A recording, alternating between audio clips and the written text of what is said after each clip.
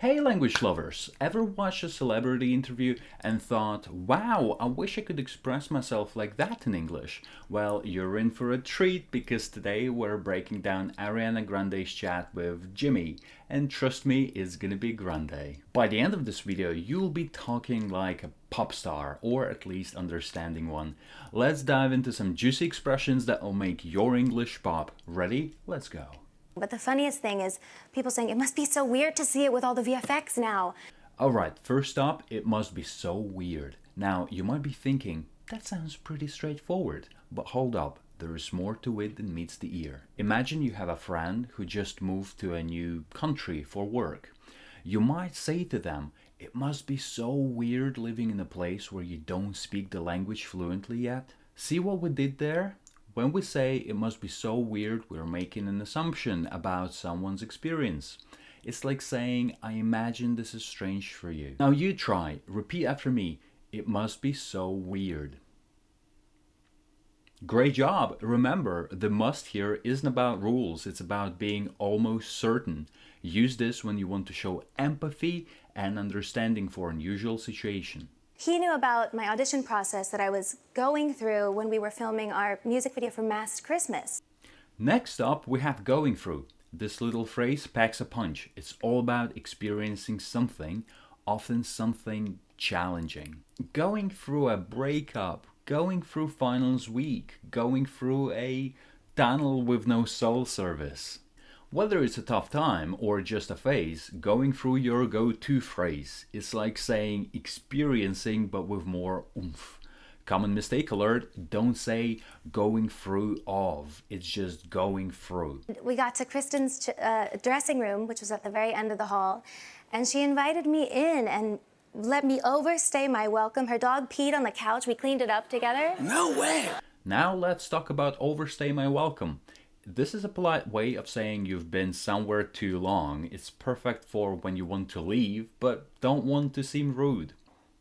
Oh, look at the time. I don't want to overstay my welcome. Thanks for having me. Bye. Cultural context time. In many English-speaking countries, it's considered polite to be aware of how long you've been at someone's home or event. Using this phrase shows you're considerate. Pronunciation tip, overstay. Sounds like overstay. The stress is on the first syllable. He knew that I was going through this audition process and I couldn't tell anyone that I had the role yet. I was like sworn to secrecy. Oh, this one's juicy. Sworn to secrecy means you have promised not to tell a secret. It's like being in a super secret spy movie. I know who's performing at the club tonight, but I'm sworn to secrecy. I could tell you, but then I'd have to, well, you know. Use this when you want to sound mysterious or when you really can't spill the beans. It's stronger than just saying it's a secret. Let's practice the pronunciation. Sworn rhymes with corn and secrecy is secrecy. Give it a try. Nailed it! You're sounding more like a pop star already. 2 days before our interview, I had gotten the call.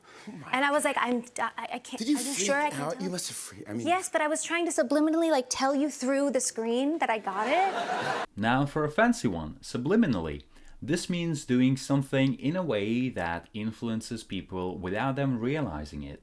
Think about this. Have you ever seen a McDonald's logo and suddenly felt hungry or started craving French fries and burgers? That's subliminal advertising at work. So next time you want to sound smart, drop this into conversation. You could say something like, that ad subliminally made me want to buy those shoes. You know, it was ours for so long and it was just every single day for such a long time, and to share it with people and to feel the love that we've received in response has been really overwhelming. Feel the love. Now that's a feel-good phrase. It's all about experiencing positive emotions or support from others. Wow, I can really feel the love in here. You guys are amazing.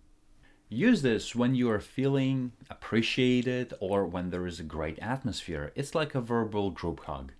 I was 10 years old and I was so lucky. My mom spoiled me. I got to see the original Broadway cast. And they were doing the Broadway Cares Equity Fights AIDS auction where you can bid to go backstage and win a tour. and meet the cast. And I kept raising my hand. And my mom was like, Ariana, that's enough, that's enough. And I kept bidding. Ariana, we don't have Ariana Grande money yet. Sometimes short and sweet is best, like with that's enough. It's a polite way to say stop or no more. These cookies are delicious, but I think that's enough for now. This phrase is super versatile. You can use it for food, conversation topics, or even to add an argument politely. Pro tip, the tone matters here. Say it gently to be polite, or firmly if you really mean business. You get this role, and now it's the trailer's out. Yeah. Everyone got to see it. Are you relieved? You're like, yes, I can talk about everything. Last but not least, relieved. This is how you feel when worry or stress goes away. Ooh, I'm so relieved we covered all the expressions. I thought we'd never finish. Relieved is perfect for describing that weight off your shoulders feeling. Use it when you are glad something stressful is over. Pronunciation note is relieved, not relived.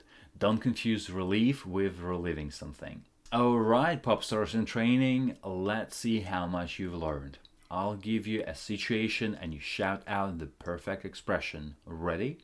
Your friend tells you they met a celebrity but can't tell who. They are sworn to secrecy. You've been at a party for hours and think it's time to leave. You don't want to?